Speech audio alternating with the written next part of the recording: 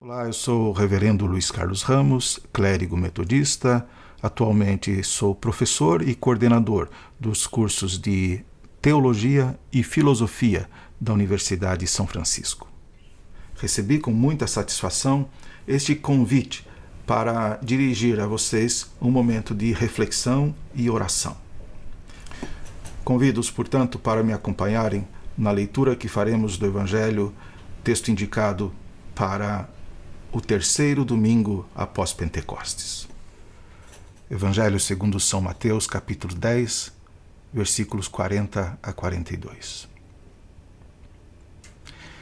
Quem acolher a vocês estará recebendo a mim mesmo, e quem me recebe está acolhendo aquele que me enviou.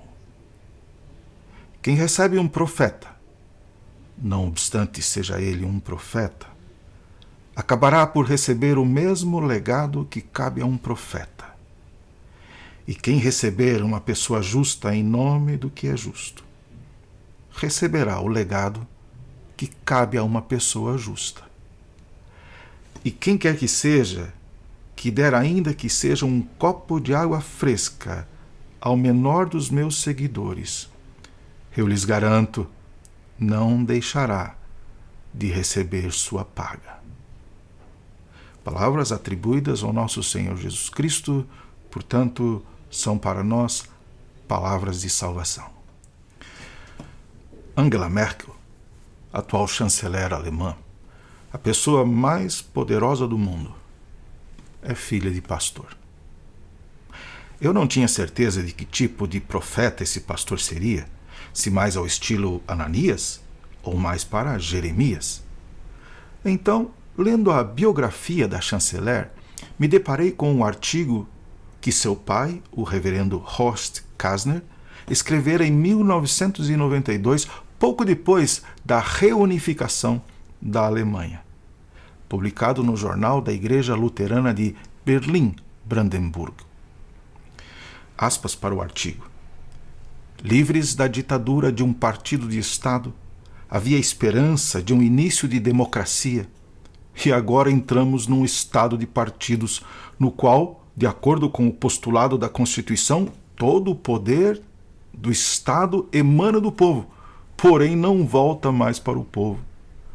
Observamos agora como os partidos fazem do Estado a sua presa.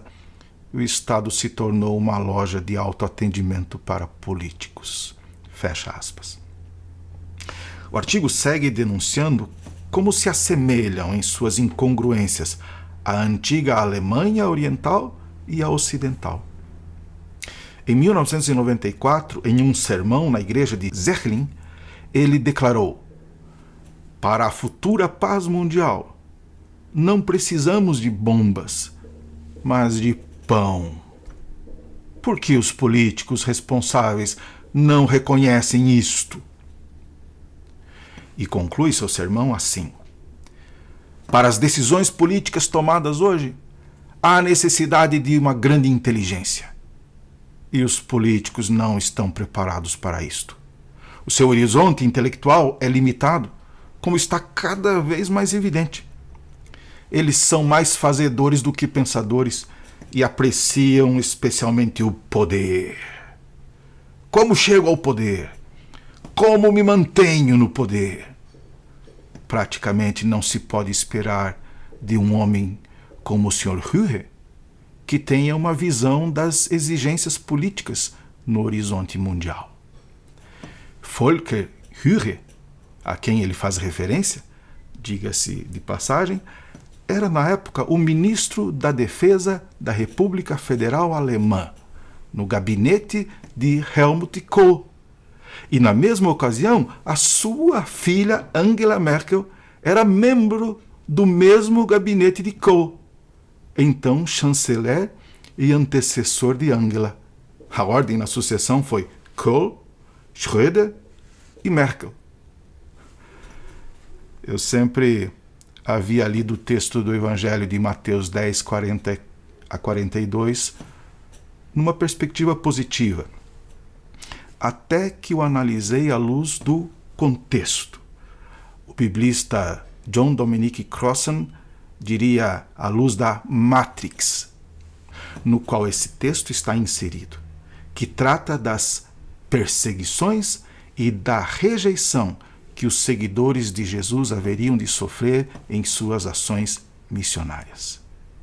Em geral, os verdadeiros profetas não são bem-vindos. Os profetas não têm honra na sua terra. Jerusalém costuma matá-los, apedrejá-los, persegui-los, bani-los. Foi o que aconteceu com Jeremias, que, carregando ao pescoço uma canga de bois, se apresentou ao rei Zedequias em Jerusalém, isso cerca de 600 anos antes de Cristo, trazendo más notícias. Dizia que por causa da injustiça e da iniquidade que contaminava a liderança da nação, o povo permaneceria debaixo do jugo opressivo de Babilônia. Em contrapartida, os falsos profetas costumam ser muito bem-vindos.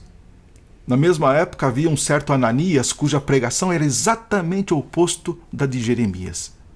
Esse anunciava paz e prosperidade, quando não havia nem paz, nem prosperidade, nem harmonia, nem bem-estar. O que legitimava o status quo, calcado na corrupção, no pecado e na iniquidade.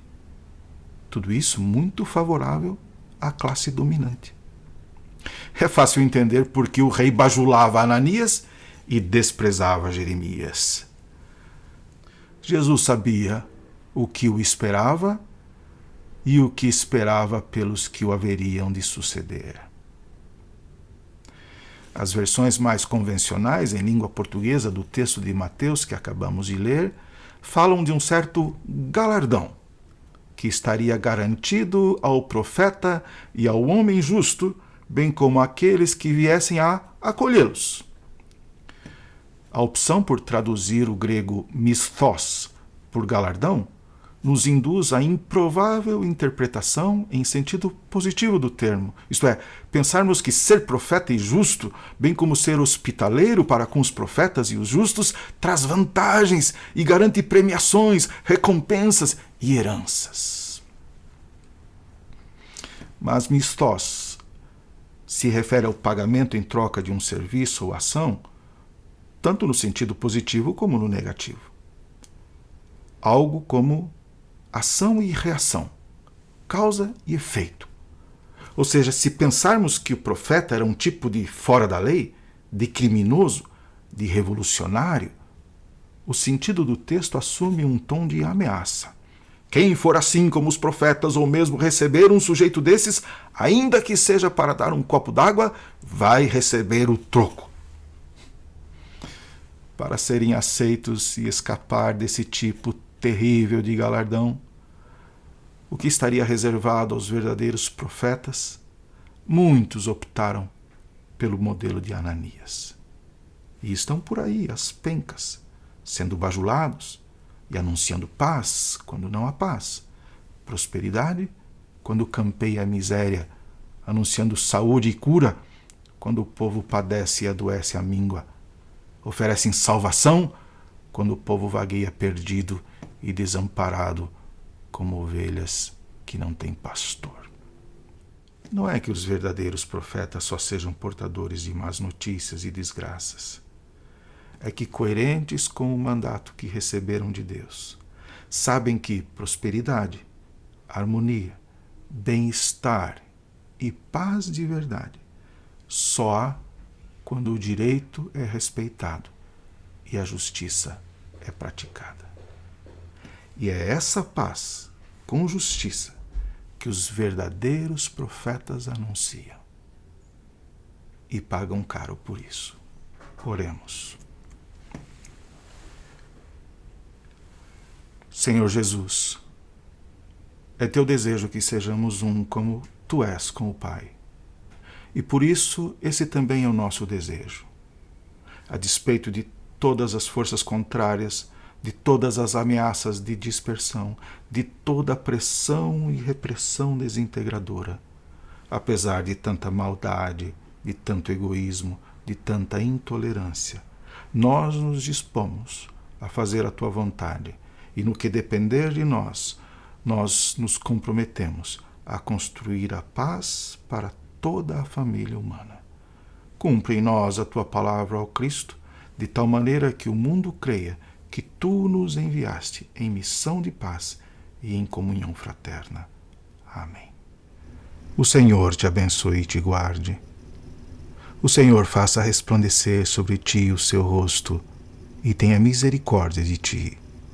O Senhor sobre ti levante o rosto e te dê a paz. Em nome do Pai, do Filho e do Espírito Santo.